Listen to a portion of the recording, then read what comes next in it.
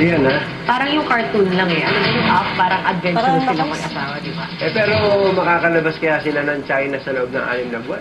Sa laki ng China pa lang. Makapunta na kaya sila sa Beijing? 6 months. Magre-record ka na? Good luck na lang. Good luck. May espesyal na alay po sa mga nanay ang umagang kay ganda. Balita ko po, naroon ang ilan nating kapamilya sa UKG. Tita Winnie, naroon ka ba?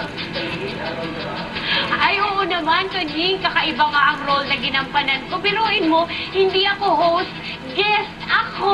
Ay!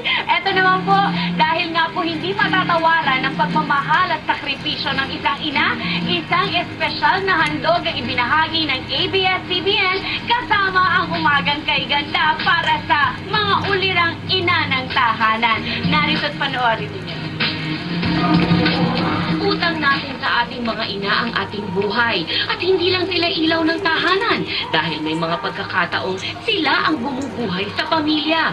Kaya naman bilang pagpapasalamat at pagpupugay sa pinakadakilang babae sa ating buhay, nitong nakaraang Sabado ay isang espesyal na okasyon ang inihandog ng umagang kay ganda para sa kanila. May fitness program, libreng haircut at hair grooming. Libre din siyempre ang pagkain.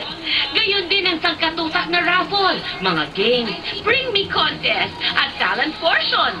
Walang sinabi si Sai sa galing mag-gentleman ng isang nanay. Taob din si Jessica Sanchez sa pagbirit ng isang mommy.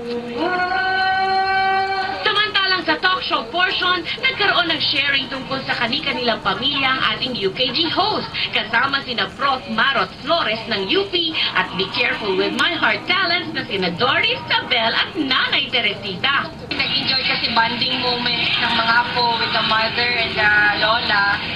Sa mga palabas nila na nakakapag-enjoy din ako kasi I joined the yoga kanina na hindi ko rin ginagawa. Enjoy ako. Oo, very much. Ngayon ko lang na-feel na yung mamatay sa ganito. Sana taon-taon meron. Oo. Lagi na akong a-attend.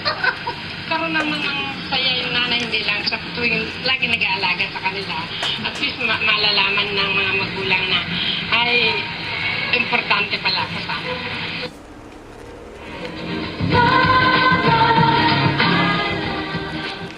Tama yun! Ako kita